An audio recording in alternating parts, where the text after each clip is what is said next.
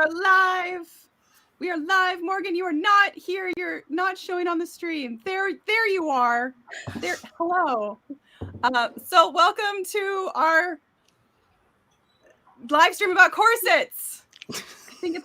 I feel like it's like Festivus. This is a really dated reference, but I feel like we're doing like a collective venting, and that's what we're all going to do today. Everyone in the chat is venting. We are venting. We have Carolina Zabrowska with us. We have Bernadette Banner with us. I think she's frozen yet again. At least it's a nice picture. We have Nicole and we have Morgan Donner joining us as well. We might have other people popping in and popping out throughout the live stream. It just sort of depends. We have put out the invite to a few other people. So it just, whatever follows their bliss, we may or may not have some surprises. And yeah, Bernadette doesn't freeze when Morgan is not showing. So I'll be in and out, as the winds take me. I'm just sewing on buttons. It's not very interesting. No, Bernadette's still frozen. No, she's moving. Yep, that's all it is. Yep, all it takes. So I love technology. So bear with us, everyone. This is, I think, our first. Well, Nicole live streams on Twitch, so she's like used to this. But I think for the rest of us, this is basically our first public live stream. So please be gentle. We'll do the best that we can. So as you all know, there was a really dumb article that came out a couple days ago stating that the BBC and ITV and Netflix were going to ban corsets from their productions. And Carolina, you actually saw the article first in the morning. Because I was sent the article by a fan. Oh, okay. Yeah. And at first I was terrified. Then I saw it by The Sun. Yeah. So I was like, but I still sent it to you because it sounded very controversial. So yeah. And then we kind of like, we're like, okay, well, this is dumb. Like in our little chat. Who believed it? Huh? Did anyone actually believe it? Or did you just pass it off and think this is bullshit? Initially, I thought it was bullshit. And then I made the mistake of going on Twitter. And like, Twitter was in flames, as Twitter is wont to do. And then I was tagged in something in a response to someone from like BBC Essex who was like going to do a whole program about it like the next day. And they were looking for people to talk to. And I was like, wait, we're taking this seriously? Yeah. And then I'm sure all of us had, sorry, Nicole, what? I was going to say, because it's like the least cited article ever. It was like, we have a source. We won't tell you anything. Wait, no, it's even worse than that. There's a paragraph in the article that says, Bridgerton producers reportedly recently informed the cast that they would no longer be required to wear corsets. However, Netflix did not confirm, I'm reading the Metro article, to Metro if this was the case. It's also reported that ITV have followed suit, but with the BBC set to follow the boycott. So like when you read the article, nothing is confirmed. The title is literally just clickbait. Yeah, it's all absolute nonsense, but it's a good clickbait title, which it starts a good conversation. I think that's the main thing here. Corsets catches any algorithm. Yeah. And also, the Sun article has like Jane Eyre randomly. Why? That's the weirdest thing for me. Like, why did they dig up this series? I mean, it's a good series, but it was like 20 years ago almost. Yeah. And they were like, corsets, as seen as Jane Eyre 2006. Like, okay. They just looked up what picture from a historical movie do we have rights from? And it's not even like tight lacing or anything. It was like late stays even. So why would you? Yeah, that's a mystery for me. It's almost as mysterious as like the source that told them about these like things that are going on in the Netflix somewhere mysteriously. Yeah. Yeah. Thank you, Nancy, for the super chat. I appreciate it. I think we all need a drink after tea. But I think most of us are drinking warm drinks at the moment. You know what I did? I left my cup. I left my cup at home, so I did like a knockoff version. It was like I really wanted to feel included. I'll have to run downstairs and get mine shortly. Morgan has her like fixed one. I don't know why Bernadette gets stuck when you come on. I hate this, Morgan. Oh, is it empty? Bon appetit. Morgan, what did you think of the article when it came out? And I assume you were also sent it by people and tagged and stuff as well. Yeah, well, I weirdly enough wasn't tagged in it, but I did see it posted repeatedly on, you know, the social medias. And I guess I felt like any article where it says like this thing is happening or like will this thing happen? It's like if you have to ask the question, there's no. Like that sort of vibe.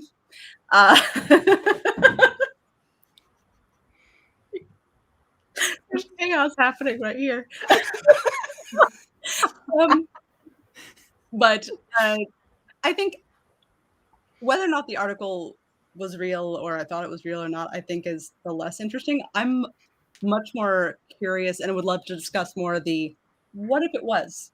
Let's just go into what if land. Like, how would one regulate that? How would we talk about the number of bones a garment is allowed to have before it becomes a corset for the sake of like regulation? Like, I think that's a very interesting conversation. So that's what I'm here for. I'm really interested in the fact that that conversation would be the exact same conversation that they were having in the late 19th century of should we ban corsets? And if we do, how would we ban corsets? Like, well, 120 years later, why are we still... The whole prospect of even thinking about banning a woman's undergarment just reeks of like that slippery slope to what extent are we getting involved in women's personal preferences? You know, because what if someone... Insert American politics comment here. I exempt myself. And that's all we're going to say about that. I'm not in America anymore. Yeah, but I was also thinking about like we have all these red carpet dresses with built-in corsets. Well, does a corset sewn into the dress count? Like, what sort of boning? Would they write like a whole law about it? I don't know. It just sounds like a really weird idea, but in this hypothetical world that we're exploring right now, I feel like that will be impossible even to like narrow down. Yeah.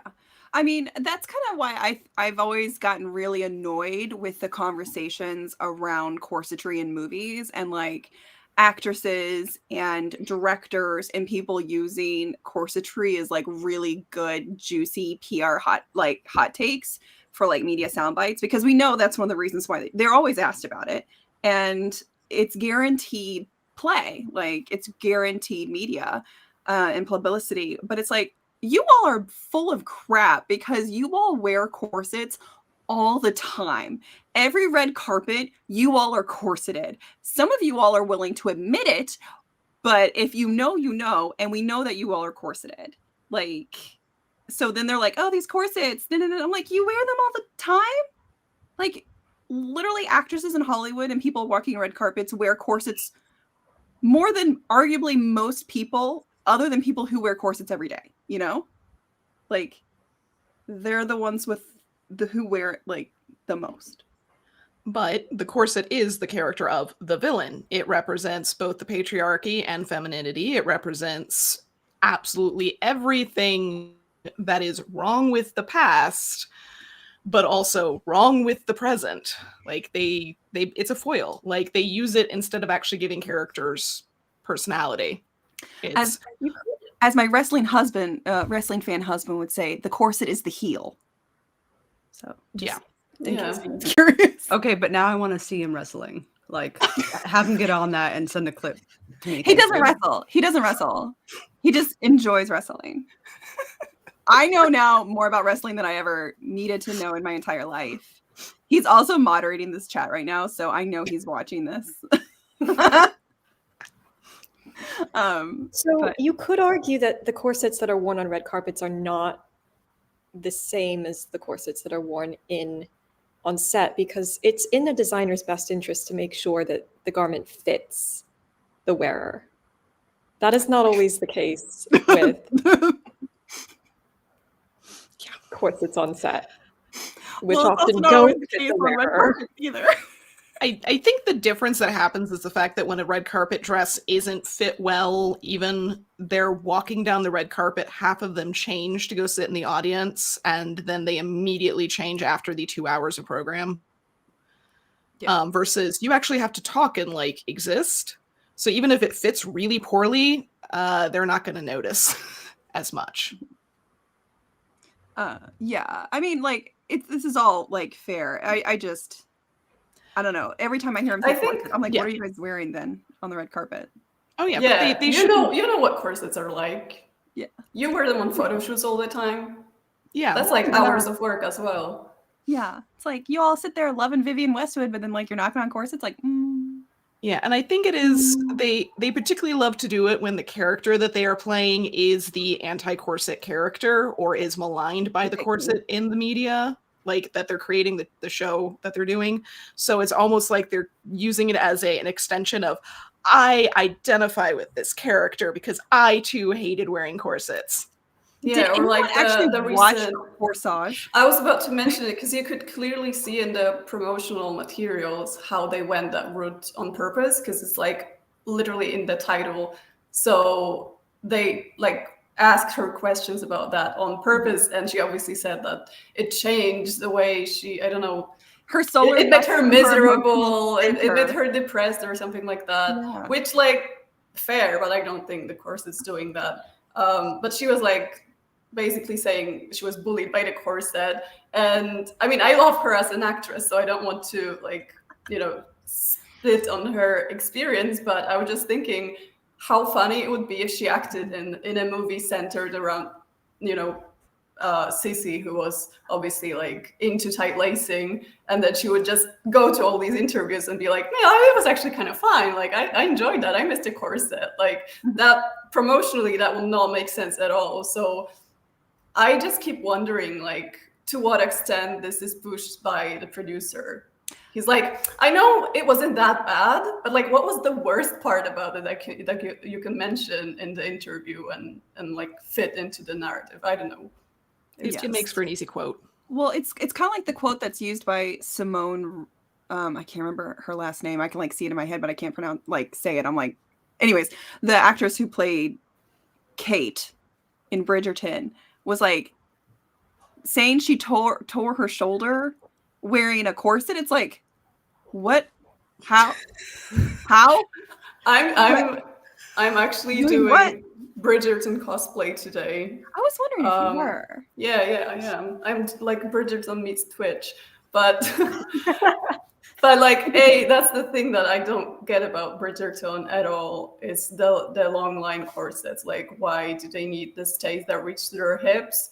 If even in the like smexy scenes, you can see there are short stays. So like, how tight can you get in short stays? You can't tight lace in short stays because you die.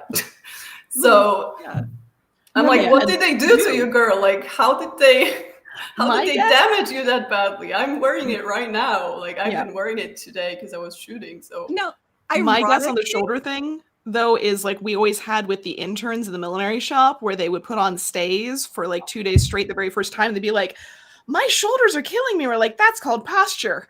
Oh, absolutely. It's like your back you didn't tear anything. Yeah. You're just literally standing up straight for the first time in your life using those muscles. That's it. Like, you're actually not hurting yourself. It's better for you. You're weightlifting. There was a quote in one of the articles that I read where she said, it changed my body, it changed my posture or something. Yeah. And the article took that to mean it permanently altered her body when really she just meant it just changed her posture a little bit, which it's supposed to do. And that's not at all a bad thing. Yeah. Like, I had that recently on a ball. I was wearing the same stays. And I was like on my way back from the ball, and I was like, why does my back hurt so bad? And I realized it's because it's straight for the first time in a month. Yeah, I mean, and admittedly, like, if you're gonna be like, hey Abby, what's your least favorite corset? I would actually say the Regency corset, because I hate the busk. I hate it. It is a bit annoying. Like, I don't like the busk. But they never complain about the busk. And they never go, oh yeah, we have like this like 2-inch piece of wood down the center front. That like would be a good story. our Why do they never use that? boobs go out this direction, and when I'm trying to sit, it like digs in, and so I whip it out and I hit people with it, you know, because that's what you do with a Regency corset, is you use it like a sword. I want to do like a corset weapon video now. You should, amazing. And do it. Do a little, like, you and Jill should collaborate. Yeah, that'd be so fun. All right, bye. This is the most Morgan thing. At least she said bye that time. Like, she's still here, guys. Just by the way, she's. So yeah, I don't know. I just.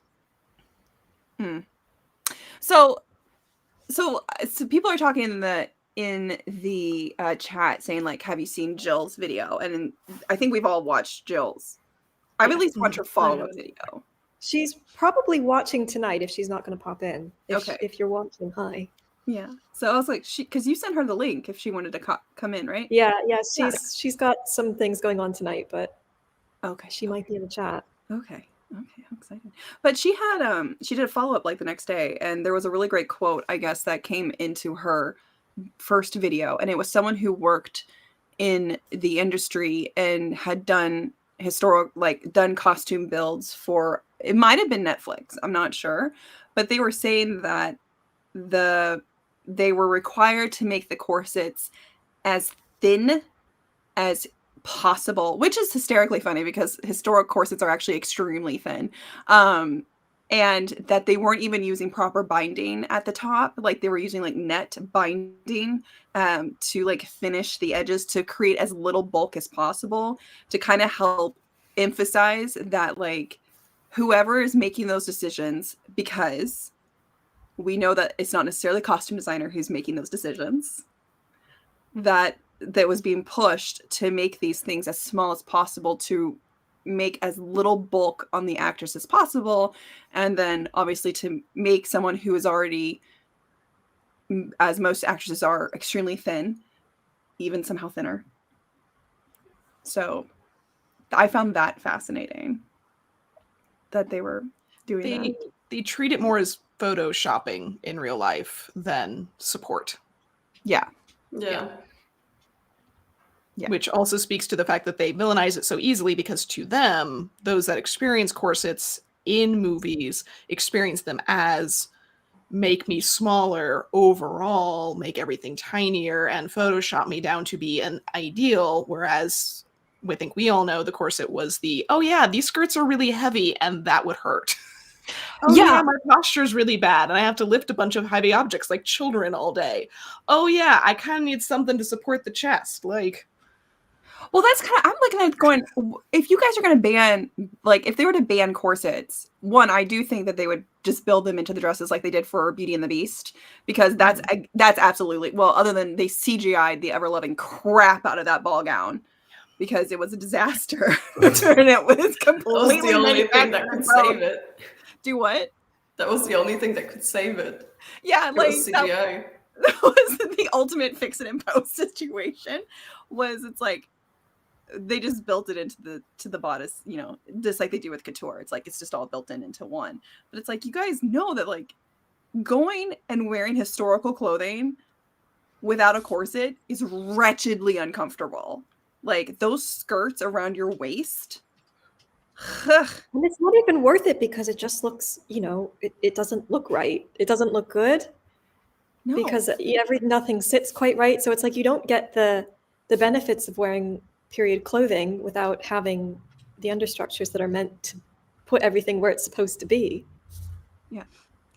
Like, it was I bruised my rib once and went without stays for one day, and I was so uncomfortable that I put stays on the next day, and then discovered actual light pressure on a bruised rib is a good thing and is medically what's recommended, and it really helped. It's like, never again. Yeah, I think I went without stays once when I worked at Colonial Williamsburg, and I don't know if you were in the shop at that time, but I was the grumpiest. So bad. Grump. I hated every second of it. Yep. Like, hated it. It was the most uncomfortable thing. And I would if I was not feeling well, like if I was like, you know, feeling a little ick or I didn't sleep well, I would still put my stays on. I would just leave them so loose.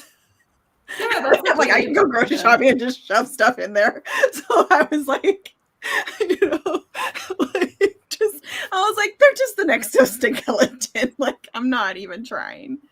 Like, but I just keep thinking about like if they start stripping period dramas of the reasons we watch period dramas, because let's face it, like a lot of people watch period dramas because they're like visually pleasing, aesthetic, like the actors look nice. We've already like tripped them down of historical hair because it's so rare these days to get the hair done nicely. Like I'm not watching this for like loose beach waves. I'm sorry. If we strip it from like corsetry, we're probably stripping it from like, I don't know, long skirts next because it's uncomfy. I don't know. We might as well just drop it. Like, let's just not do it. Everyone's gonna wear tank tops and leggings. Like the next, if you like keep, everyone's in Uggs, leggings, and tank tops. And then it's also set in New York, and it's, you know, shot in modern day New York. So what's the point? Like you might as well just film something modern, and then you'll also save a lot of money. Yeah, this is fine. What happens to the people who enjoy period dress, who get into? Because I know a bunch of actors who are not interested in doing modern stuff, and they specifically want to do period stuff because of the clothes, because of the settings, because of the language, because of getting to live in another time period, aesthetically, you know, not literally.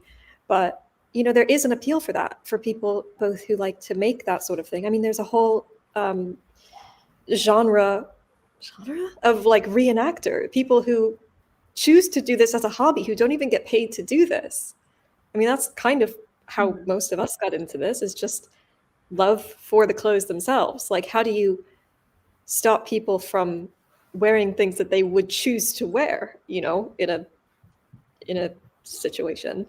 Well, that's kind of one of the things I always am thinking about. I'm like, when you all are creating, because we in a way, we have been in a like historical costume drama renaissance. You know, like we've gotten a lot of stuff recently, and some of it's been amazing and incredible work. I mean, geez, like, you know, Autumn, oh God, just blanked on her name, but the Emma from 2020, like just incredible, you know, incredible, like pieces of work. And I'm like, you guys, who do you think your audience is for this? Like, I know that audience demographic is a part of like the production process. Like there's obviously, you have to have an audience to watch this, and people have to know it's going to be watched. So it's like, who do you think is watching this? Like, do you think that it's people who want you not in historically accurate clothing? Like, they think it's people. people. Who do you think your audience is? They think it's people who can't like personally identify with a person who doesn't have hair like them.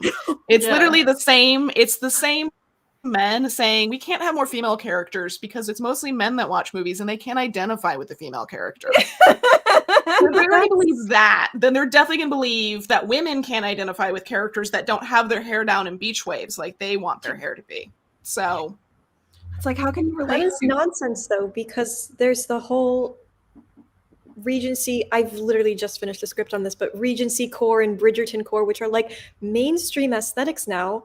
I don't know about you guys, but I've had more like mainstream fashion outlets, radio, talk, whatever media outlet, like mainstream media outlets, getting into contact with me to come speak about history bounding, which I, you know, 5 years ago would have said this is so neat. Who cares?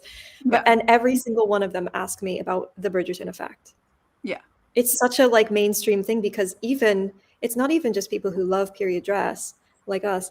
You know, it's people just regular people who watch, you know, 100 other TV shows who are getting really into this because of the magic and the aesthetic and the romanticism of this time period that isn't this one. There is an appeal. Yeah, but I also think that just historical clothing is in a renaissance, and like the understanding of it is in a renaissance in part because of you two. Like a huge reason is because of you two, you know, and I'm obviously Carolina and Bernadette. Like, I was guys, like, is that a reference I don't understand? No, I'm like, you too. like you guys, because of just like YouTube and everything else, but also TikTok is just how many, historical clothing creators or historical adjacent creators are just massively huge. It's like the interest is there. And that's why, going back to the whole, like, who do they think their audience is? It's like, if you do any sort of like research, like tangential research, it's like, the popularity is there, the audience is there, because we have creators who have, over 1 million followers, over 1 million subscribers. It's like, that's your audience. Why are you catering to beach waves? We don't do beach waves. Well, I mean, to be fair, there's like what? There's 1 million people here, but there's tens of millions in the general media consumption sphere, which I guess is what they're trying to go for. Now, those are numbers that I don't think we have the capability to understand as, niche historical costuming internet people. But to be honest, that's not an insignificant. Sorry, go on. No, go ahead. No, you had a but. It's not insignificant. That's it. We're here. There's quite a lot of us. Yeah, and I think it's not just, it's the fact that many people chose to continuously return and follow versus people who are interested in it here or there, or will read a random, big name media outlet article about fashion history. People like to read about it, even if they don't want to necessarily see it every week. Yeah. Like, there's interest in that. Whenever you mention like, oh, actually, here's why this thing happened historically, everybody goes, wow, what? That's why we named it denim? Oh my gosh. Like, people, I got interest from the guys at the paint counter, like, on that topic. You say everybody's got something they're interested in when it comes to fashion history. Yeah. Yeah, I just wanted to say, because like having the perspective of like making videos about fashion history like a couple of years back, it's incredible how much like the discourse around corsets have changed. And I think you can see this like growing disparity. And I think that's what this article underlined, is like what we're shown in the media, like the way media portrays corsetry and the way we sort of receive it. Because if I posted a corset video in like 2018, all I would get would be like, you're wrong though, because you're gonna die. And now, like, it's not even on my content, but every time something like this is mentioned, like when I saw the corsage interviews, like most of the comments are, it's not exactly true. So you definitely can see the change. And I think it's just going in two completely different directions, because there is the production side of things, which hasn't really caught up on it. And they're like, that's a great symbol and we need to put it in, versus like the viewers who are already interested in the topic. So you can assume like, even if 1% of the viewership has done some research, they probably have stumbled on some content that maybe have proved the producers wrong. So they have the knowledge and they go into the media and they're like, wow, that's really bad. And I think that's why this article kind of stirred a lot of, I don't know, noise. Because it just underlined how it's going like that. Oh, you're right. People know better now, but the media creation still relies on corsets to be a symbol, not a functional garment. They don't treat it like clothing. They treat it as literally a symbol of. So that way they don't have to put effort into it. Kind of like putting, your action male character into a really vroom vroom fancy car. We don't need to say, oh, he's, potent sexuality or really strong. He has a vroom vroom car. Like, this is they're literally just, well, if she says that she loves the corset, she's vain and she's that type of female character. If she says that she hates the corset and doesn't want to wear it, then she's the action tomboy. Like, they literally just define, usually within the first few minutes of a character, like this shortcut version of it, even down to using it as like a removal of virginity and innocence. Yeah. With cutting her out of her corset on the wedding night or whatever. Like, they literally just use it as a symbol but it's changed as to like how we as a society view it, and they haven't caught up to that yet because they don't have something else to replace that.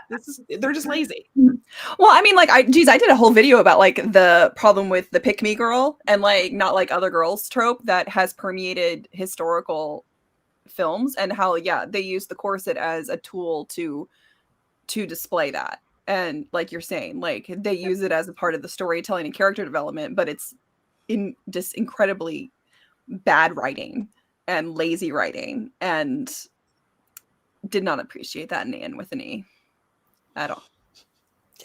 I found that really offensive to Anne as a general rule.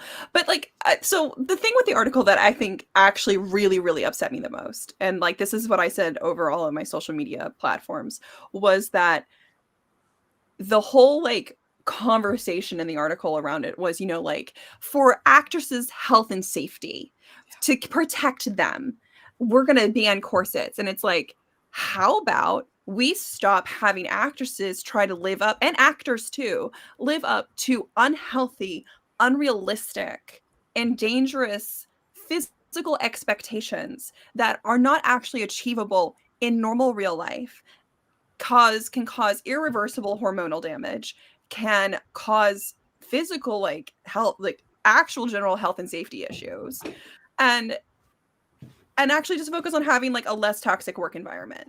Like the amount of pressure that both female and male actors are like put under for like their body is absolutely insane. It is just the like worst scenario possible. And then they're blaming the corset. It's like, y'all, the call is coming from inside the house. Like, this is not a corset issue. How about you just stop demanding that people who are celebrities in the media have to be a certain size, and just allow their bodies to exist, and allow adult women to have adult women bodies. Like, and maybe don't make them wear the corsets for like 18 hours straight. That will also probably help. Yeah, it's like, how about we work on our work hours? That would be like kind of nice. Don't make them wear them. Also, why are you tight lacing someone who is already like like, you don't, why? Pad out the top and the bottom and pretend it's now smaller in the middle and call it a day, like all of us do. Just like full disclosure, I am someone who tight laces. Like when I put on a corset, I will more often than not tight lace. And when I say tight lace, I'm talking about middle class Victorian definition of that. I'm not talking the other side, because there are actually two historic definitions of tight lacing that I have uncovered, and I really don't want to talk about the one, even though it's relevant, but I don't know if it'll get me demonetized, and I'm still doing the research on it, and it really gives me the heebie-jeebies. Really not a fan. But like the middle class Victorian definition of tight lacing seems to be lacing down more than 3 inches. And without fail, I will always go 3 to 5. Just, I can't help myself. You also have a body that can. Yes. Yeah, I was about to say. I physically, no matter how much you wrench on me, 3 like, is my max, no matter what my body. Like you would literally have to remove parts, muscle or something. I don't know. Yeah, like my body will tight lace without me actually meaning to. Like I'll do it on accident. I don't even tight lace. When I put on a corset, I actually get bigger, and I pad the rest out, and it looks fantastic. Mm-hmm. And I feel fine, and it's great. But it looks great. Yeah. Well, that's just it. They never pad them. I'm like, y'all, if you want her waist to look really, really tiny, give her boobies and hips. Like, stuff. It's like, you all, it's like, just watch Drag Race. Just watch like a couple episodes of RuPaul's Drag Race. That's the formula, baby. Like, that's all you got to do.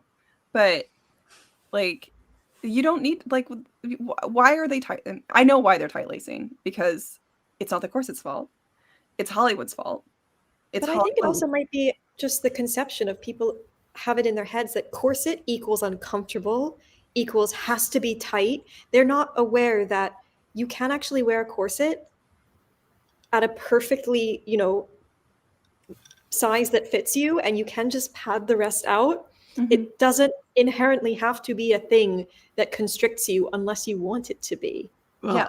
Hollywood is still trapped in the skinny means everything is skinny, rather than skinny is waist to hip ratio or waist to bust ratio, which we understand historically you can make yourself look waist skinny by padding out. They are still in the era of literally, you know, suck the fat out of your butt and make your hips the right shape and all of that. They're still in the 90s like heroin chic style of body shapes, especially for historical. There's a reason why Keira Knightley is in every single darn historical thing, because they have what they think is the historic like sylph body type of just tiny and straight. It's like, well, people were smaller back then. Yeah, it's like when people are shocked to find out, wait, no, there were people of all shapes and sizes in the past, just like today. But Hollywood never shows you that.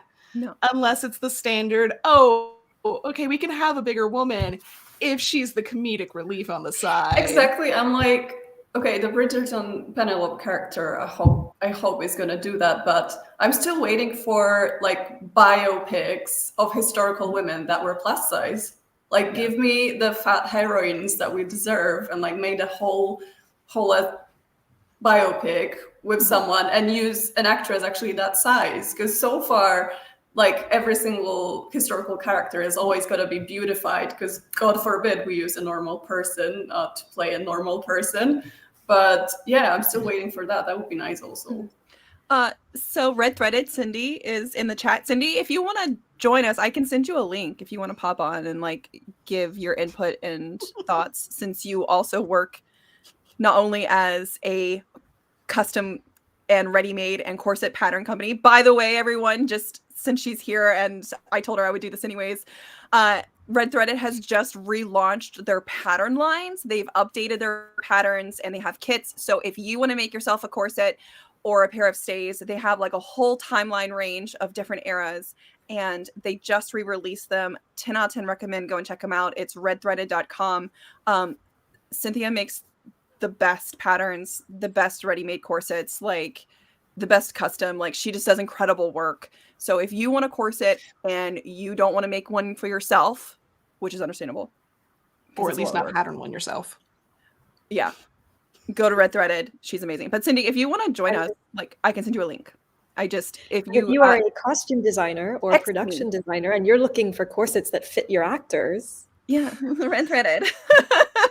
Like, it's like, you guys don't even have to make them. Just like just buy them from Cindy. Yeah. It's easy. Like, so yeah. But Cindy, if you want to join us, let me know. Okay. So the other thing is too, especially since, like, I'm trying to hold on. Oh, nope. What's going on? I think my computer is starting to like get a little tired. There we go. Oh God, I lost my train of thought. I'm sorry, guys. No, okay. Okay. Nicole and Bernadette specifically. I have some insider knowledge on costuming and film that I can relate to when it comes to men. But this whole, like, one of the things I got upset about with the rhetoric around the corset conversation is people immediately blaming cutters, fitters, dressers, and designers for being the cause of the problem and being responsible for the actresses being uncomfortable or the clothes not looking historically accurate or, things not fitting right. And so I just felt the need to defend people who work in the industry, because there is a lot of crossover in our world, and we all know people who work professionally both in film, TV, and theater as cutters, fitters, makers, but also designers. And so I just thought maybe we should do some mild defending. My movie stays story is the fact that everything was starting to be filmed as the costumes were being made, which I worked on a movie for costuming that never actually got released, but had an extremely high budget. So, very weird. It's a very weird circumstance, but I literally was told, hey, we would like the actress to have stays for everything, and we start filming tomorrow. Mm-hmm. Yeah. So suddenly everything that you fit her in, she's going to wear these stays under. So we've changed our mind on that. These are going to be visible and used for her action sequences because she's a pirate action whatever movie thing. So she's going to have to be able to like jump off the side of a ship and all sorts of things and like sword fight in these. But also we want them underneath everything. Mm-hmm. But also, this is a Christian movie, so we can't have... So you're going to have to adjust all of the things you made to now have modesty panels as well. I made a pair of fully boned stays in like 5 hours that night, and then had to make 2 more pairs within the next week for the stunt doubles. That's how this operates. That's normal. Yeah, it's and always... Especially on television, sometimes you have like 6 hours to turn something around. Mm-hmm. And you're shooting 2 episodes at once, and it's just chaos. The amount of like at Nicole and I's old jobs calls that we would get of people like in Australia being like, hi, we need these shoes. Can you overnight them so we can get them by 8 a.m. tomorrow? It's like, isn't that already now? We're in the West Coast. Okay. Wait, which tomorrow? Yeah, I'm like, what are we talking about? I mean, like, I'll try. Like, we'll try. Literally one of my first days at that job, we sold a pair of shoes to Outlander. And the shoes we sold weren't even in production yet. They were my production samples. So fun fact. Claire and I wear the same shoes. She also was modeled after me in like season 4. True story. That is fact. I have the receipts. Such a weird time. So we're like best friends now. Like, but yeah. So anyways, B, please, your experience. Mine? Yeah, like doing design work and whatnot. Oh, well, I've only ever physically worked in theater, which is downright luxurious compared to film and television. We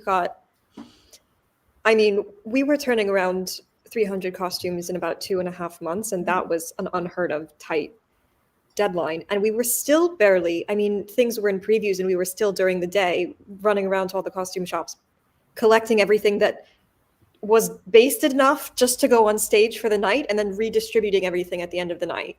Yeah. So after 2.5 months, things were still in a state of, I don't know how people in film and television, they work all night.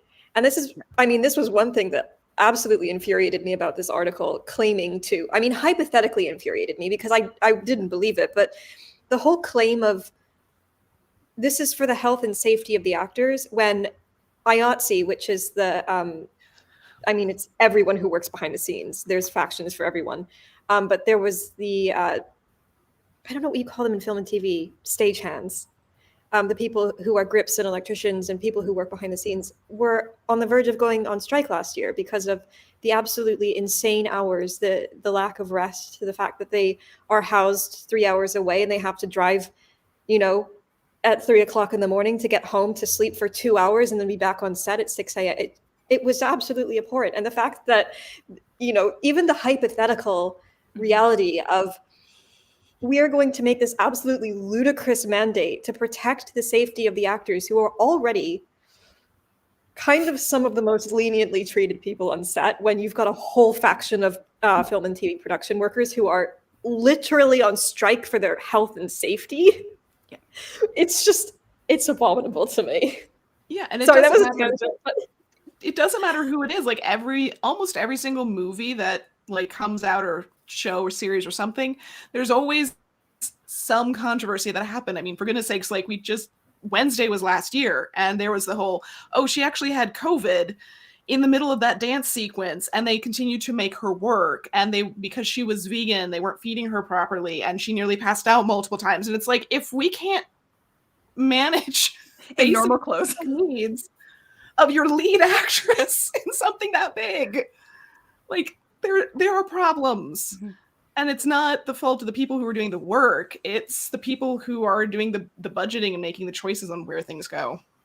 I don't get film industry, honestly. Like, I don't understand why would anyone want to work in conditions where everything is last minute. Because, like, I did my student productions. Those were also period dramas. I mean, obviously, that was like a tiny, tiny production. But we still had, like, costumes to make, hair and makeup, etc. If you plan it, and if you spend time planning it, like half a year, you're going to be fine. Everything's going to be on schedule. You have additional time in case there is anything that goes wrong. You have time for that. Like, I ended up in one of my student films that I did, we ended up with like a 2-hour lunch break because we had additional time. And we're like, okay, let's just go to the park then. Yeah, I mean, if you plan it out. But I think it's because there was no money involved. When there is money involved and like every minute costs electricity, every day costs like renting spaces, and if you add it up, I guess that's why. But honestly, I could never understand, like, why would anyone want to work like 16-hour days every day, like 3 a.m. pickups? It's insane. It's one. Oh, I loved it when I was young. When I was 19, I thought it was thrilling. And then I got older and I couldn't do it anymore. And by older, I mean 3 years older, early 20s. But I think it's really common. Like, people my age, they are already like burnt out and they're like quitting the industry. Yeah. And that stuff isn't, as somebody who did technical theater in college, like that was my major, that doesn't really get explained to you how bad it is, because most of what you're doing is on stage in college. And though we did have a beginnings of a like film department at the time I was there, it was dramatically different because it was all like small scale little things versus, okay, we have this giant unwieldy movie happening with thousands of people and one little thing changes and suddenly we have 30 extras just sitting around all day that we have to pay now, and we have to make up for that somewhere. Like, they don't like I was an extra in a movie, a period movie a while back, and it was like they brought me in, I think 3 months before they started filming to get me fitted into costumes. But then the actual filming process was the most random nonsense. Like, they would call us in and then not use us, and then like call us at the last second and then like need 15 more people. And it was just, they didn't have the organization for it, and they never had the right costumes at the right times or anything. Yeah. My extra experience is the same. Like, I was an extra in a 1930s movie, and they called us at like early in the morning, and then they shot our scene at like 4 p.m. and we were just stuck in our costumes in a corridor for like the whole day. That's not good planning. Like, that could save you some money also. So yeah. Hurry up and wait. And like, so kind of tying into like the corset discussion with this like timeline thing. So I spent the other day, like, what today's Thursday? I spent Thursday specifically tight-laced in my reference W Edwardian corset. To be like, I'm going to spend 12 hours tight-laced in a corset. Let's see what happens. And I was more comfortable standing up and moving around than I was sitting. Like, I avoided sitting as much as possible. I mean, I don't really like to sit when I'm in corsets anyways, unless I can perch like on a stool or something hard, like a hard back chair. But like with that corset in particular, I really did not enjoy sitting. And I was like, knowing how much Hollywood is like sit around and wait, how much are they just actually sitting there and being wretchedly uncomfortable because they're tight-laced and something that that doesn't probably fit them properly, because God forbid you have like slightly bigger boobs and like you have room up here.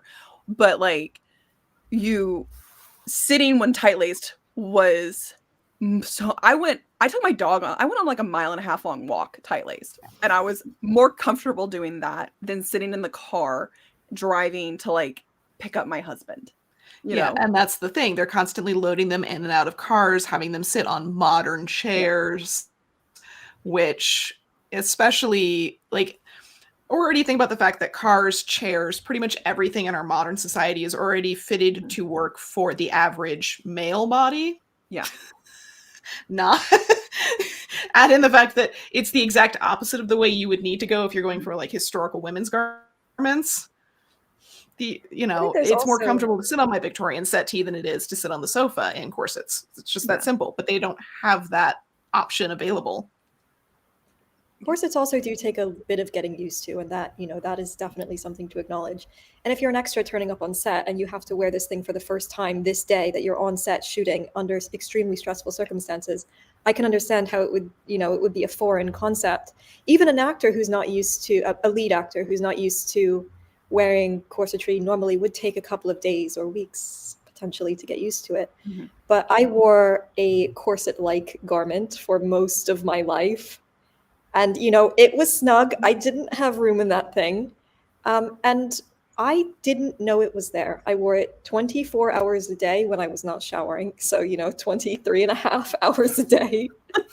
And I wouldn't even realize that it was there. I had ways of sitting, I had ways of standing that were just so natural to me. It was actually kind of nice because I could sort of like rest myself on it, even when I was sitting. I couldn't. Now you can sort of like cave into a couch. That was not something I could do. And so when I got out of it, I was like, I feel like jelly, just like sinking into this sofa. But, you have ways that you just sort of get used to, and that takes some adaptation. But once you do, like, you don't even realize it's there. Well, it's probably just frustrating because it's so different to what you're used to. So like the usual movements don't work, but you have other movements that you can do instead. So it's not like you're paralyzed. You just have to do things a different way. But maybe we should bring the leaning boards back where the actors would just sort of rest. Yeah. Because they look mad comfy. Like I looked at a series of pictures recently of those like 1930s actresses in silk bias cut gowns. And honestly, it doesn't look too bad. Like you had a little tiny chair-like thing for your butt. So it's not like you were like hanging on the arm. Well, I mean, like, B, your experience is also the same that like Nicole and I had at Colonial Williamsburg. Like, and even today, if I put my stays back on, like my whole body move is different. Like it's now, it's like muscle memory at this point. Like, how to move in the body when you put stays on. And like, different corset shapes make you move different ways, which is why the example that we used to use at Williamsburg all the time was, imagine if you had never put on a pair of shoes in your life. It's like dogs with their little booties when they first put them on. It's like any pair of shoes for the first time, and what different types of pairs of shoes would feel like wearing them for the first time ever, and how you'd be like, oh, this is awful. How did people do this in the past? Like, shoes aren't inherently uncomfortable, but if you had never worn even your most comfortable pair of shoes, would be weird. And well, I mean, walk even going different. into like your handmade shoes versus modern construction shoes, totally different. Oh yeah, completely different. Like, you don't walk the same in them. Like, you physically can't walk the same. You walk. I walked out of my shoes when I tried that. Yeah, like you can't do it. It's not possible. That's. It's a thing.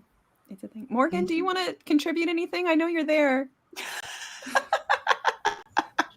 No, you're fine. Oh, where are you? Someone's frozen. Wait, where did she? Woo, this is chaos. She's like, wait, what's happening? I don't know. She was like clicking, I think, in and out so fast that like it was weird for me. Your screen did the weird things. Yeah, my screen is doing weird things. So yeah, okay. Is there anything else? We've been going for about an hour. So yeah, I think it's just I don't know. It's the frustration of repeating yourself over and over, but some people don't like to learn. But and this is a question that I've had for a long time that I've been trying to answer, is why are people so invested in corsets being a bad thing? Why are they so? Because like I understand when you try, they say like when you try and present an idea that's against what people have as one of their core values, as something they've actually interpreted in their life, they will resist as if you are attacking them. But they get the same reaction for corsets in a lot of cases. I'm like, what? Did a corset kill your dog? Like, what? Where are we going with this? Like, what? Corsets are so. What did the corset do to integral. you?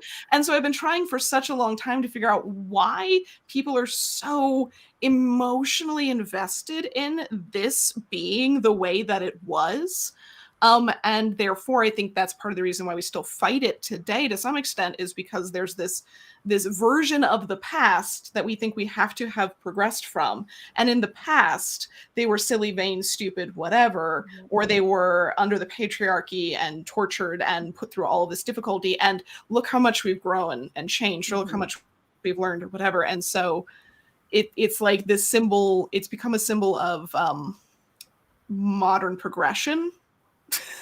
Yeah. And people are so invested in it. Yeah, I mean, I agree with you. I think people are like, well, look how much better we are now because of all of this stuff, and they equate corsetry with like the right to vote, and it's like, no. It's interesting what you said, Nicole, because it actually is like this. Like, people get really defensive about corsets, but not about things like hygiene or other topics that are sort of like those giant myths that people have about the past. Like, if you said that, oh, people didn't bathe in the 18th century, and then someone would come up to you and be like, that's not actually true, like I read about it, I'm pretty sure they would just go like, oh, I didn't know. Yeah. But when it's corsetry, it's like, no. Yeah. And they say the dumbest stuff to follow up. You know, it's like the whole rib removal thing. It's like, guys, would you go to a Victorian doctor if you had a fever? No! Like, we wouldn't trust those. I have like a whole like thing I say about them, but it's like, guys, they were too invested in chemical stimulants to be trusted to make, like, they dug up dead bodies. Like, yeah. Like, they went cadaver hunting for funsies. Like, I'm gonna let them near me? Like, to be like, your uterus is attached with strings, and if you wear high heels, everything's just gonna fall out. Like, it just, oh, God. I'm gonna give away the script that I've just finished, but I'm working on a video about the modern obsession with 18th century stays. But in every single video, in every single article that I was reading, because I was reading up on like the corset trend, you know, corsets are coming back in style when really they're stays. But every single article, from like Glamour to Vogue to all these like big fashion media outlets that should know better. And here I'm thinking like, oh, everyone knows the whole corset myths things nowadays. But every single article opens with, you know, the corset, the thing that crushes your organs and smushes your ribs and permanently deforms you. Well, they are making it's like, oh my God, have we learned nothing? Yeah. Have we not looked at any fashion history for about 5 minutes? Well, see, here's my thing. I think this is willful ignorance at this part, because there's no way you're writing an article about corsets. You have to do some sort of research. And if you type in corset or historical corsetry, so one of us is going to show up. Like, I just like the SEO is too strong. You know, if you're on Google, there's just no way. There's no way that they have existed on the internet. Even Wikipedia has it better than that. Like, Wikipedia is half decently balanced. Like, there's no way. So I just, at this point, I think anything that's coming out of like any of the online articles, including like Elle, Vogue, Condé Nast, like all of that, to me, it's willful ignorance at this part. Like, they don't care. They're going to go with the hook, and that's the hook. And it doesn't matter. I mean, the hook is always either corsets are terrible and now we need to warn you, so therefore we can't tell the truth, because then that would completely defeat the purpose of this. It's not but the fun fact is corsets actually aren't that bad in modern day, and empowerment and feminism and hooray, in which case they need to show, but we've grown and learned things from then, so then they still need the corsets to be terrible. Like, the corset can't do its job, which is to be the villain, if it's anything more nuanced. Do you ever hear about that tactic, which I'm not sure is real or not, but people who deliberately either put misinformation or extremely contentious topics in videos or articles to get people to comment and correct them because that boosts their SEO. I'm convinced that's what's called rage farming. Yeah. Well, yeah. I'm convinced it's just because they want all of us in the comments. And honestly, that could be what this article was supposed to be about. They want people like us to get all outraged and do our live streams and do our Instagram posts, which we all did, of course, because we're business simple first and foremost. But that just drives SEO, and I bet maybe this is just a Netflix marketing tactic, trying to rage bait people into watching more Bridgerton. Well, they don't need to piss us off more. They've already made everyone mad. You know what? They can produce really good costume stuff and get us talking about the really good stuff. I'd be down for that. Well, okay, circling back on that again, how many I haven't gotten any cool PR boxes yet, but one day maybe I'll get one. But when the Nevers was promoting their show, how many times have someone in our group been sent PR boxes to promote a show or a movie that's coming out that is historically adjacent? Oh my God, all the time. But we all talk to each other too. So when two of us got into the Nevers, we all got into the Nevers, and now we're all obsessed with that show. Yeah. Because it's so good. The clothes are really good. The handling of, the historical material is really good. Yeah, it was great. It was a great show. It was. I'm not sure that's a good example because, the way that the show was treated by the network is not exemplary, but. Yeah. So, I feel like it's willful ignorance at this part. I mean, there is no replacement for what the corset does as shorthand. There just isn't anything else that you can use that is literally so iconic of a simple image, where an outline of something gives you what is literally just hundreds of years of stereotyping right there, done. It is the best shorthand. And honestly, I've been sitting here trying to think of anything else that has that amount of shorthand, not just fashion, but objects. And I'm short of today, the best I can come up with is jacked up trucks or whatever, but it doesn't quite even do that. It means so much.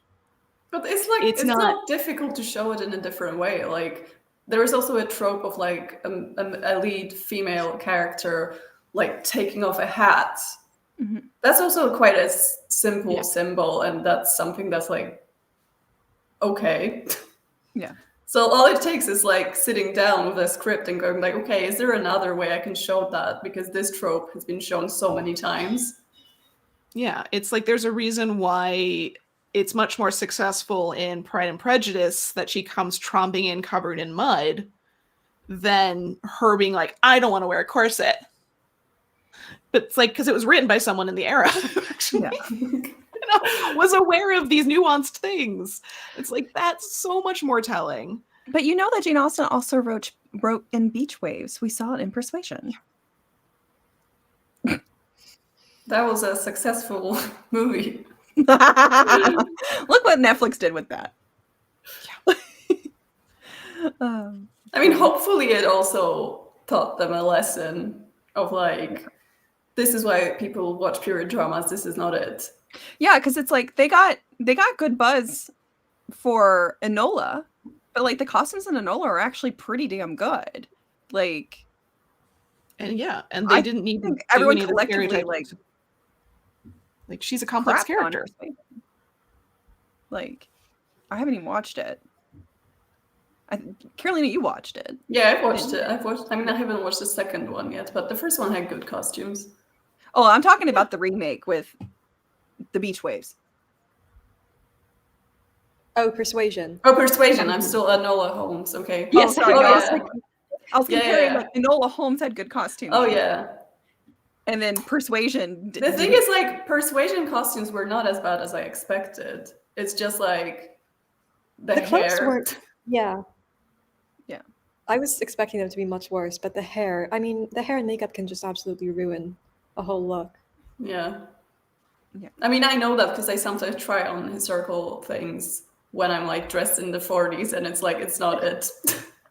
Like I tried this on with like a red lipstick and waves, and it just wasn't it. I mean, it is a look, but it's not the right look. So it's like Joan Crawford look or Vivian Lee. It's a 1940s period drama look, but just pluck those eyebrows so they're like really thin, and then you're like, yeah. So in the continued hypothetical, okay, so we've been going for a little bit over an hour. Oh, hi Morgan. What's up? Sorry, I didn't. Are we done? I don't know if we're done. I was going to offer to look at some historic corsets if people wanted to, or we can call it. We got 700 people here, so I just had a new question for you guys. Mm-hmm. If you could ban something from TV, film, industry, what would you ban? Oh, unrealistic body expectations. I like it. 16-hour work days. 4 a.m. also sounds good. What, Carolina? 4 a.m. calls. Illegal. I don't know. Illegal. I think mine so far has been the use of clothing as a way to skip actually writing decent female characters. So lazy. Round of applause for all of us. I was thinking about it. I was like, because obviously there's the test of, do you have two women talking about something other than a man at any point in this, which so rarely happens. My next set would be, do they talk about anything therefore other than fashion? Because I guarantee that knocks most of the rest of those out. It's like women can wear corsets and actually have like intelligent conversations. I know that's shocking. Yep. I was like, women are down to, it's like, that's the thing. We created the stereotype of women like clothing and men in like the 19th century, and we still have it in movies. Well, it's like, I actually kind of made a point, I think, similar to that, where it's like they think in the writing that they're being progressive by doing this, but in actuality, they are perpetuating misogynistic tropes and ideals that have been applied to, our female ancestors, and not giving them autonomy and not giving them space to actually exist in the narrative. They are still treated as secondary, vain, vapid women, which was always the common critique by men in the past. Like women, when women were talking about other women, they wouldn't necessarily do that. Mary Wollstonecraft kind of does, but she ain't my favorite, to be honest. I think she's kind of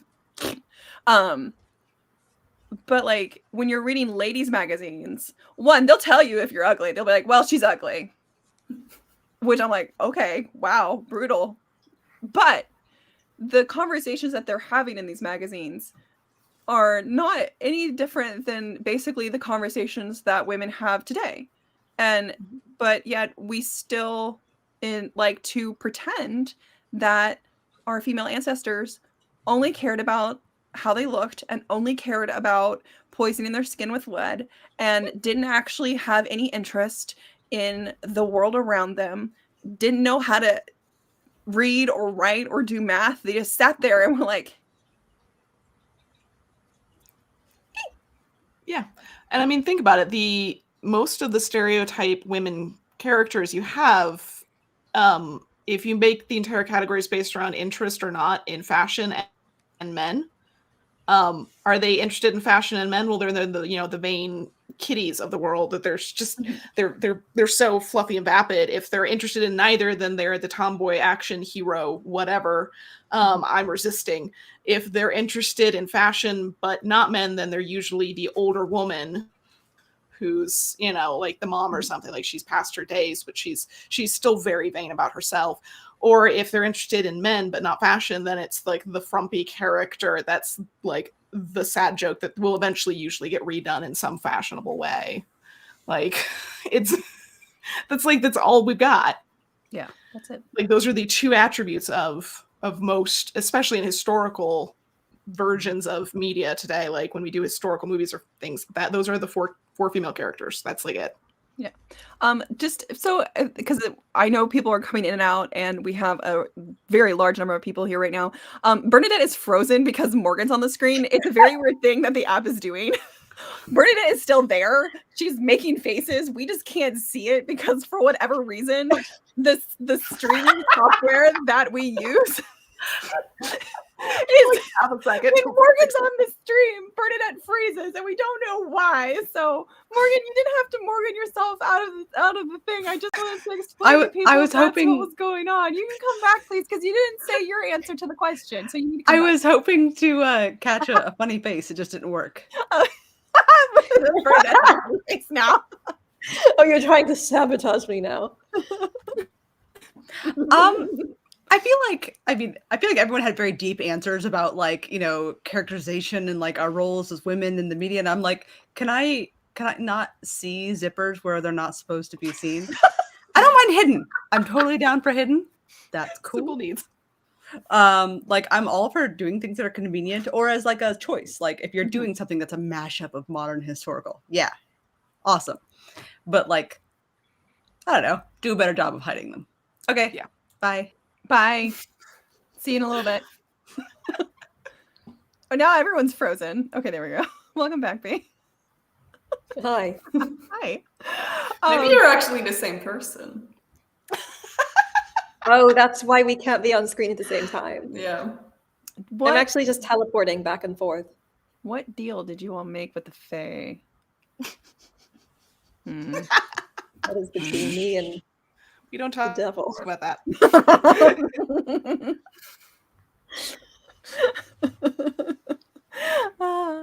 Okay. So I don't know. Do we have anything else that we need to like our airing of grievances? I feel like this is our chance just to really like let it all rip. Does anyone just want to flip a table? Mine is too heavy, but I wish I could. The table can flip easily, but it's got too much stuff on it. I can flip this table, but then everything is going to go down.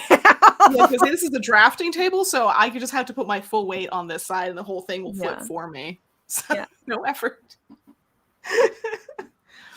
So, I do actually have two 19th century corsets here with me. If anyone, if we want to look at those, we can. We can make it quick. So, so we can do that if people would like. But here's thank you for those of you who are sending super chats. If I see them, I'm trying to bring them up. But here's a really good one. Yeah, and this is kind of circling back to that conversation. Designers, you'd think they would have more control than they do. Hopes and dreams, plans and goals. Doesn't matter what a producer and a director have different intentions. Yeah, you are so far down the list of people that get to make decisions. It's like so many, like even the actors themselves get to choose a lot more if they're decent names, but they don't get to choose what goes. I have tea about this specifically. Okay, so and I can spill this tea without getting anyone in trouble. Pray don't tell. Okay. Circle in, guys. Circle in. Here's tea time.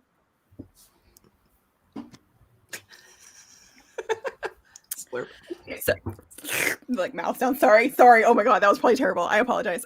So we all, I think, are familiar with Les Mis, Hugh Jackman, Anne Hathaway, and we are familiar, I think, if anyone's ever watched that movie, that 99% of the costuming was incredible. Like, so good. 1830s sleeves. We got 1830s hair and bonnets. We got really, really great looking costuming. And I think it's Eponine. She, the street rat one. She looked like a cosplay pirate. Ruined the whole thing. Like, just watching that movie, I was like, I don't understand what happened. we got like Aaron Tvett's like vibrato just shaking like in like super zoom on camera. We have just incredible like costumes. Amanda Seyfried looks amazing. Everyone sounds incredible. And then why do we have cosplay pirate Epony? Like, what is happening? I found out.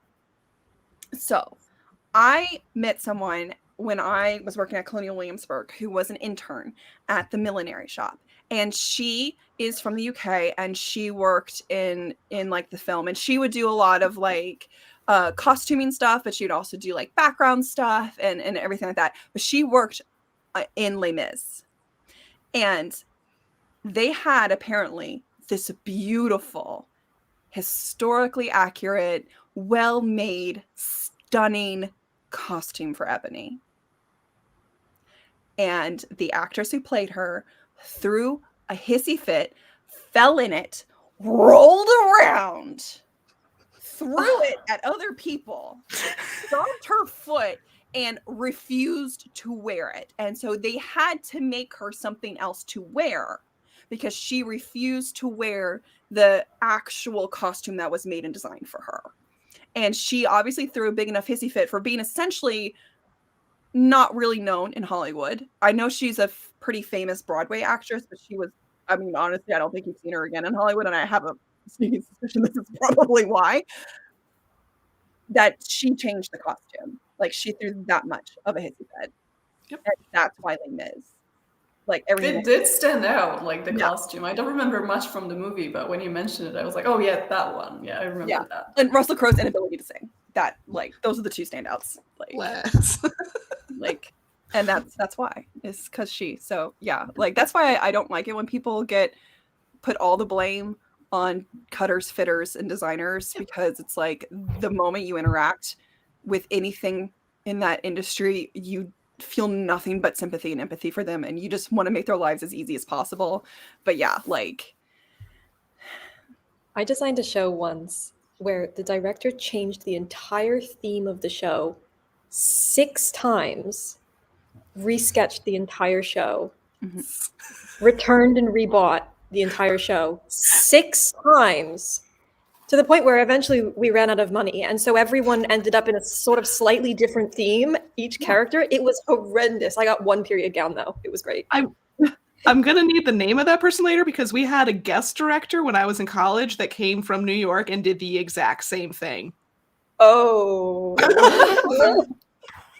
Like, I don't even remember the show. It was so bad, but he added like dance sequences in the middle too and all sorts of weird stuff. But yeah, he just kept changing the theme. This was not a he. Repeatedly. I can't say what I want to say, but I will send it in the chat. I have to go look up his name because I don't remember it. I just remember it was like the costume shop literally banned him because we're like, you're not allowed to come down here and give us new instructions. No. Yep, I'm fairly sure we didn't call that director back either. Yeah. Heads up, guys. My like Chrome just said my streaming service was having a hissy fit and falling in it. So if this goes dead, that's what's happened, and I apologize. But then we'll also just like call it mistake. Because like I think it's okay now, but just definitely. Yeah, you're fine. Okay. I think the whole thing is just to say, like, theater, no matter which format of it is constantly a power play as to who gets to make what decisions. Mm-hmm. And usually, much like in, I don't know, politics and other things in life, it's the person with the loudest voice and the least up here who gets to make the decision. Mm-hmm. Yeah. Yeah. And directors will always like pull rank over designers, over like the costume designers. So blame them first, honestly. Unless like the designer's like running their mouth, then you're kind of like side eye.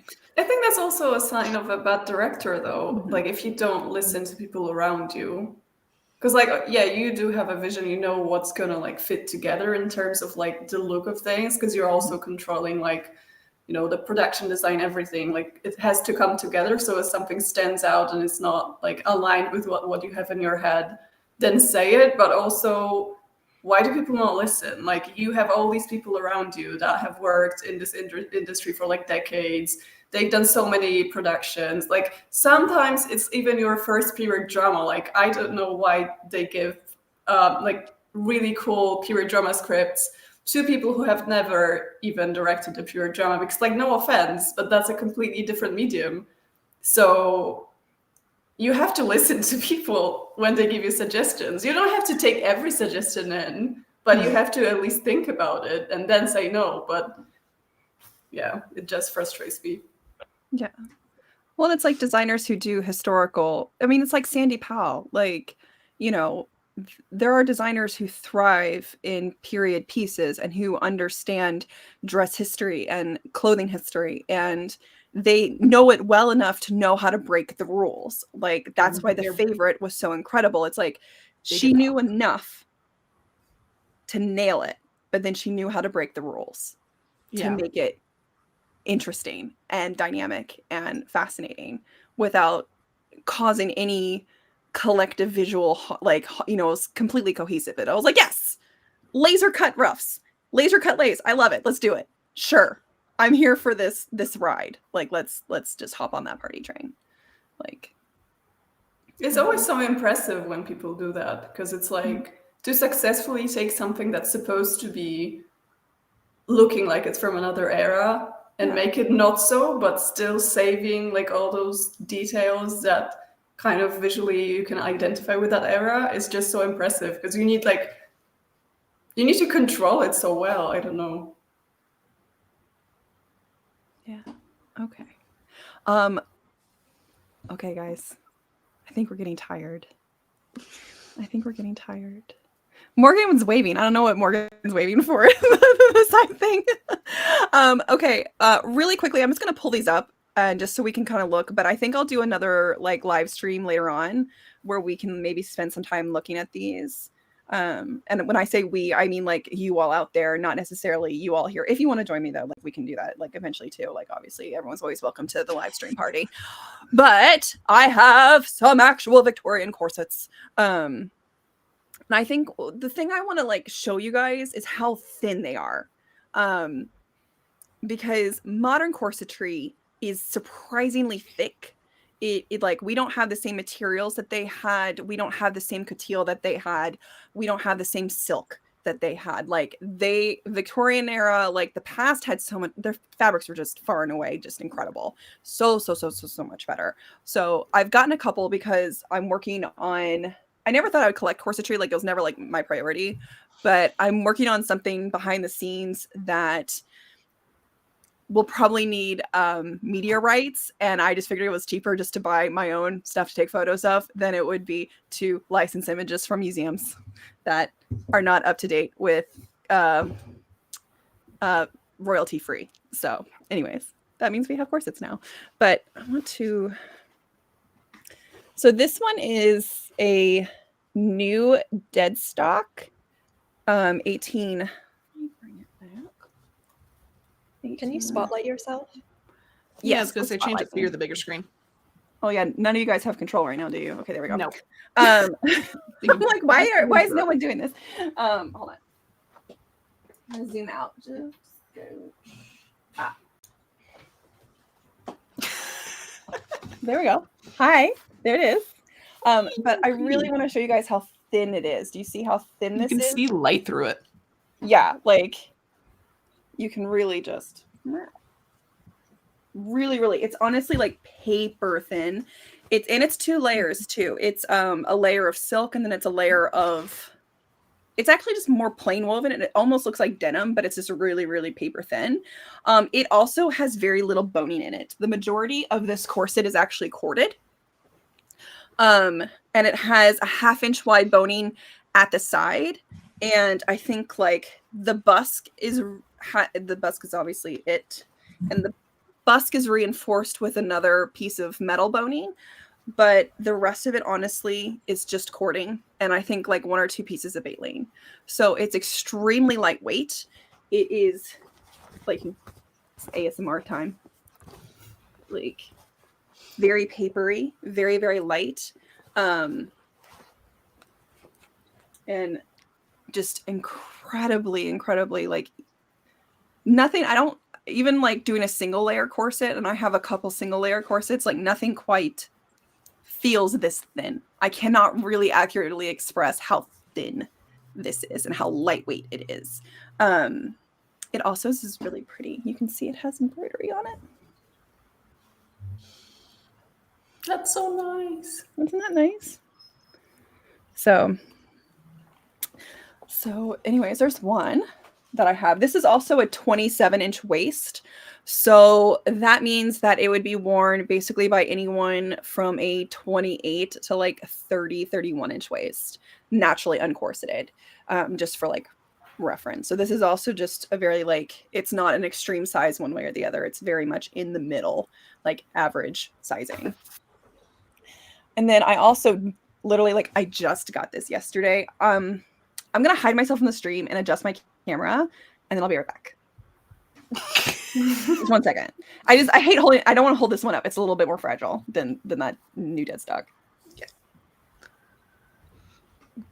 That's Carolina's turn. I have, for you guys, I have this tissues. Polish tissues.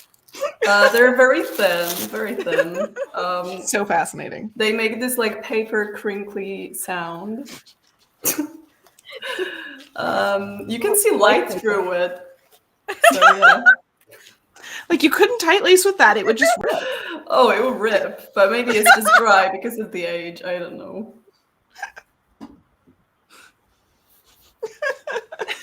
You are very matchy. So somebody commented that they love how your headphones match your dress. Oh, that's an accident, but it is a look. Fashion show. Yeah. There we go. Okay. Oh. So you're almost there. We're there. There we go. Okay, so we have this. So this is actually, I think, I would love y'all's opinions, but I'm of the opinion that this is probably like 1860, 1850, like mid-Victorian proper, like mid-19th century. And it was a nursing corset, I think. I'm pretty confident. So we have the button here. Let me hold that up. Can you guys see that? The button?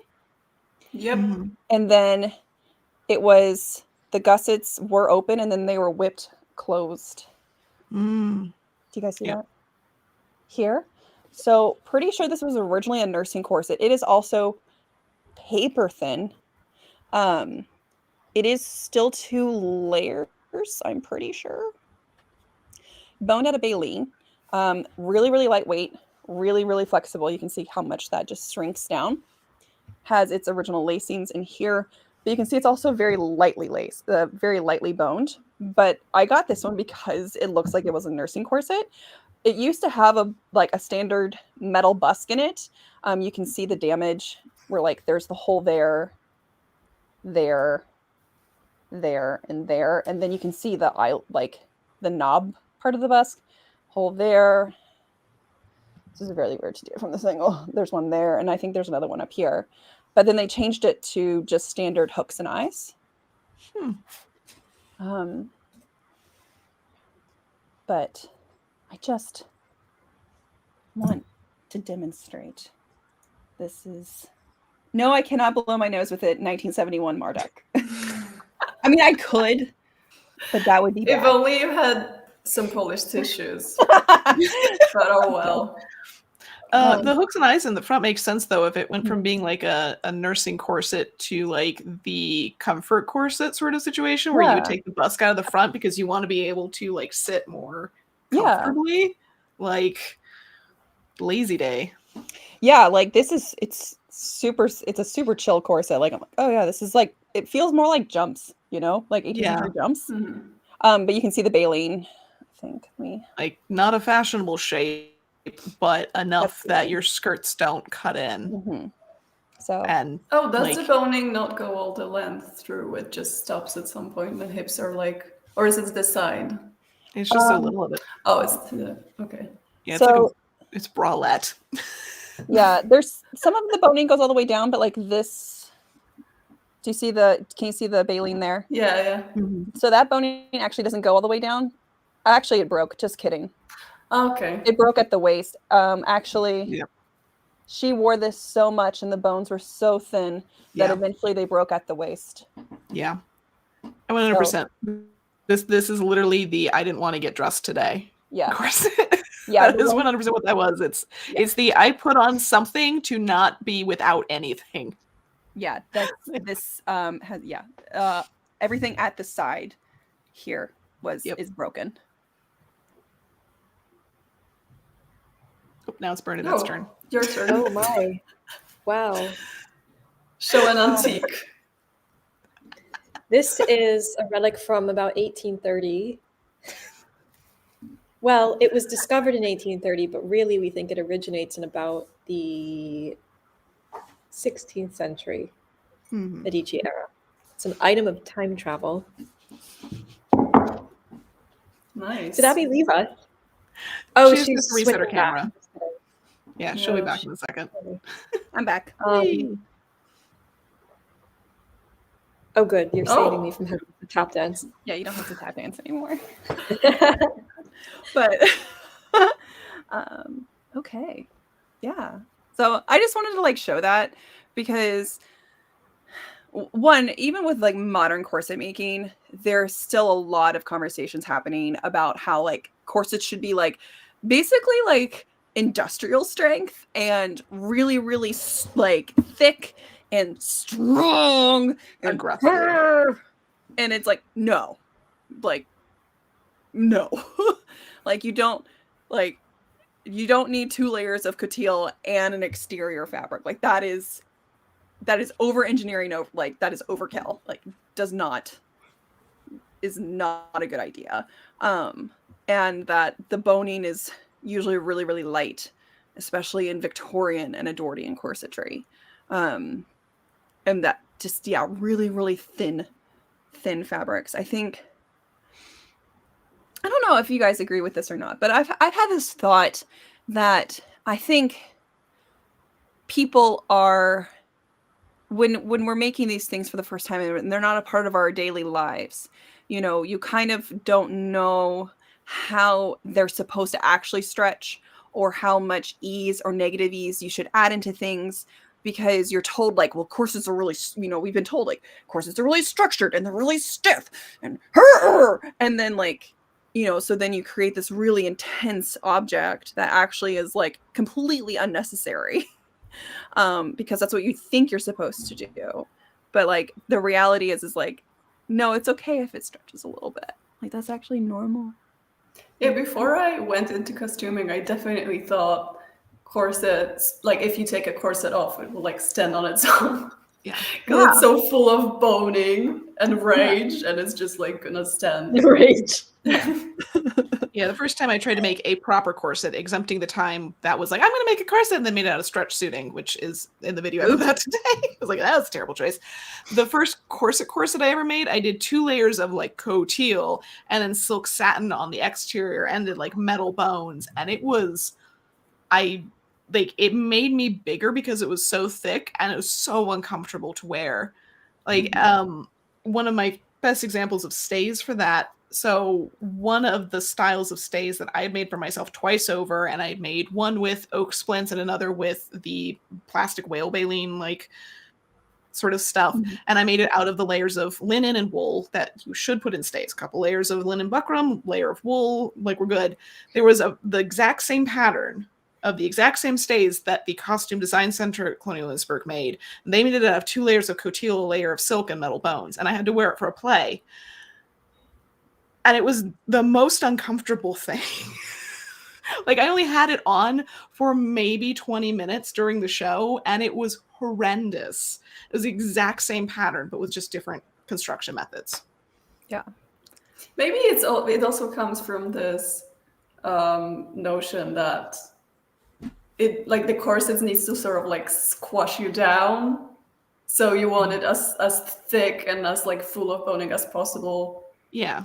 That your body's going to resist. Gonna do that. Yeah, it's just gonna have to like armor. It's have to. Yeah. I don't know. Well, it's not realizing that the boning actually doesn't do the reduction. It's the patterning. Yeah. Like it's the cut that does that. The boning keeps it from doing this. Yeah. So it just doesn't roll. That's all. It just means that when you lean forward, everything doesn't just go wrinkles. That's all it is. Like, how much do you need to make sure it doesn't collapse under the weight of whatever you got going on? That's all it is. Yeah. Danielle's comment made me laugh. I'm dying at this. Yeah.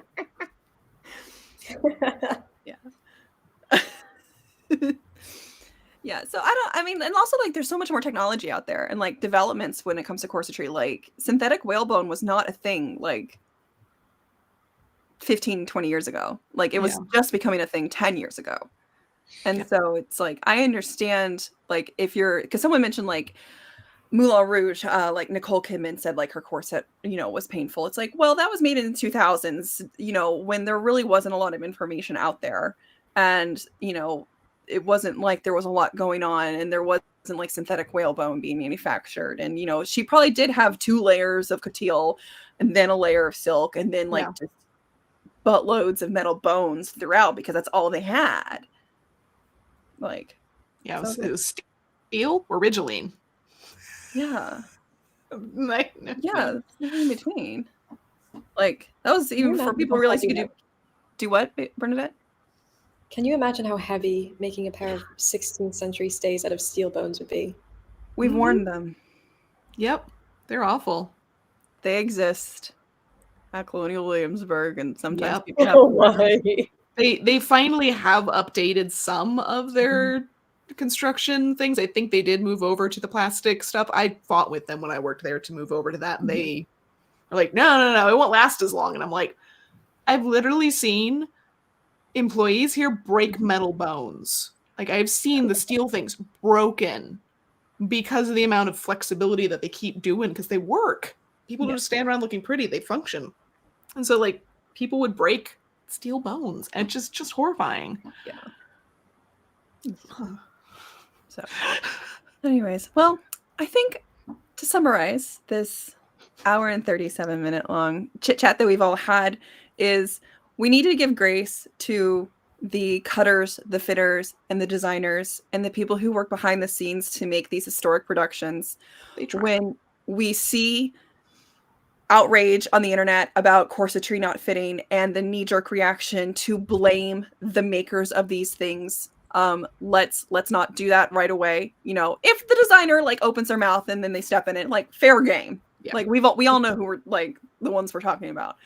But the people behind the scenes who are doing the cutting and the fitting, don't blame them. A lot of them actually are a part of our community. There's quite a few who are a part of our community who are extremely knowledgeable, who are extremely skilled. And a lot of them were also very upset by that article. I can tell you that too.